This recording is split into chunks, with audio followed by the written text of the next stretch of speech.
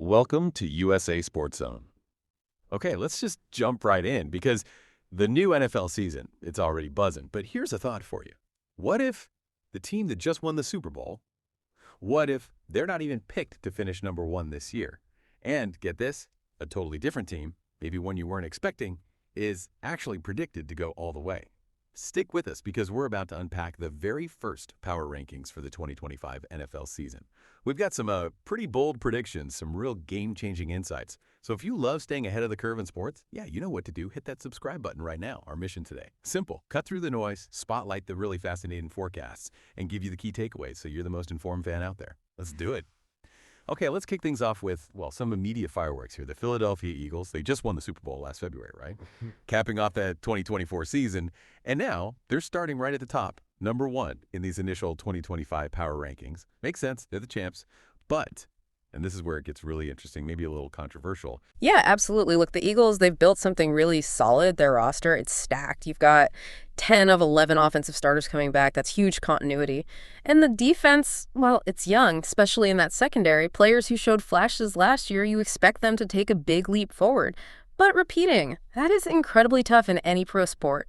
And just winning their division again, the NFC East, it hasn't happened since, 2004? That tells you everything about how competitive that division is. So the prediction is, yeah, they will actually snap that streak. They'll win the NFC East, but, and this is the key part, they won't win the Super Bowl again this year. Okay, so if not the Eagles, even with that loaded roster, then who? This is the big one, right? The headline. The prediction is the Buffalo Bills. Sitting at number 2 right now. They're finally going to grab that title. Wow, Bills fans. You ready for that? It really, really feels like this could be their year. And the why behind it is fascinating. You've got Josh Allen, an MVP caliber guy, back under center. He's protected by, honestly, one of the best O-lines in the league. That's critical. And the run game with James Cook, it's strong, versatile. He just keeps getting better. Now, the receiver thing, maybe they don't have that undisputed traditional number one guy. But the passing game they do have, it's, let's say, plenty good enough, more than good enough to be efficient and win games. Plenty good enough. For a Super Bowl, though, I mean, today's NFL is all about elite passing attacks. Doesn't plenty good enough maybe sound like, a potential weak spot? Yeah. For a team that's been so close, what's the real difference maker for them this season? What puts them over the top this time? That's fair. That's a really fair question. But the biggest reason they finally get it done, it's going to be their defense. That defensive line, it's not just talented, it's deep. They rotate guys constantly, keep everyone fresh. That matters, especially late in games, late in the season. And Joey Bosa, if he stays healthy all year, his impact is just huge. Elite pass rusher, great against the run. He's a game wrecker. Yeah, okay, maybe the corners have some injury concerns right now, but the key is being ready for December. January, not week 1. We expect them to be healthy and firing when it counts. Plus, look at their schedule. It's pretty favorable. They don't travel west past Houston, most of the tough games. At home in Orchard Park, it all kind of points towards like a 13-win season, top seed in the AFC. Then you only need 2 wins to get to the Super Bowl. Okay, yeah, that paints a convincing picture. Statistically, strategically, it seems like the pieces are there for Buffalo. But, fans have seen this movie before, haven't they? Close. But then something happens in those big moments. What makes this year different mentally? Handling that pressure. What do you think's listening? Is this finally the Bills' year? Or is that pressure, that history, just too much? That's going to be fascinating to watch. All right, let's flip over to the NFC then. If the Bills are taking the AFC crown, who are they meeting? The forecast points to, wait for it, the Green Bay Packers, the youngest team in the league last season. That's quite a jump. It seems like a quick rise, doesn't it? But there's a clear reason for it. That experienced guys get going from year 1 to year 2 or year 2 to year 3, it often leads to major growth. Sometimes, like explosive growth. You see young players starting to become real playmakers. Think about guys like Christian Watson or Romeo Doubs developing. That's the path the Packers are on, and it feels like it's accelerating. And they didn't just rely on internal growth, did they? They made a massive move, a real earthquake in the league. Oh, absolutely. Bringing in Micah Parsons from Dallas, that changes everything for this team. He's that dynamic edge player who can just wreck a game plan, something the Packers, frankly, didn't really have before, despite their talent. You just can't overstate what a player like him means. Yeah, they paid a steep price, no doubt, but it screams all in, doesn't it, with this young core. And Parsons is only 26. He's right in his prime, ready to lead that defense for years. It's a huge statement. So Parsons is there. The young guys are stepping up. What's the final piece? What makes them NFC champs?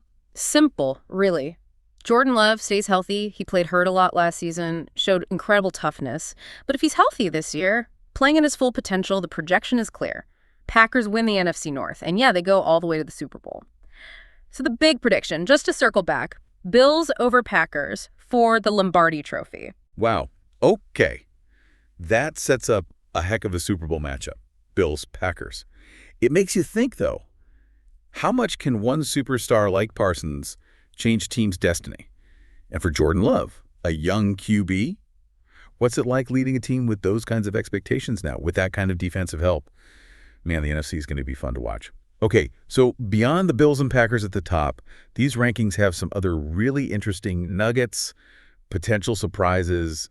Let's look at some other teams making waves. Yeah, what's always cool is seeing the movement just below the very top. Like Right. the Kansas City Chiefs at number 3. Honestly, any talk about them falling off, it's just absurd. They'll be the class of the AFC West, and they might actually be better than last year, believe it or not. That offensive line improvement is key for Mahomes. And you have the Baltimore Ravens at number 5, just talent, and more talent everywhere, loaded. The big question for them, as always it seems, is turning that regular season dominance into playoff wins. But yeah, they're definitely seen as a deep playoff team, pushing for the Super Bowl, absolutely.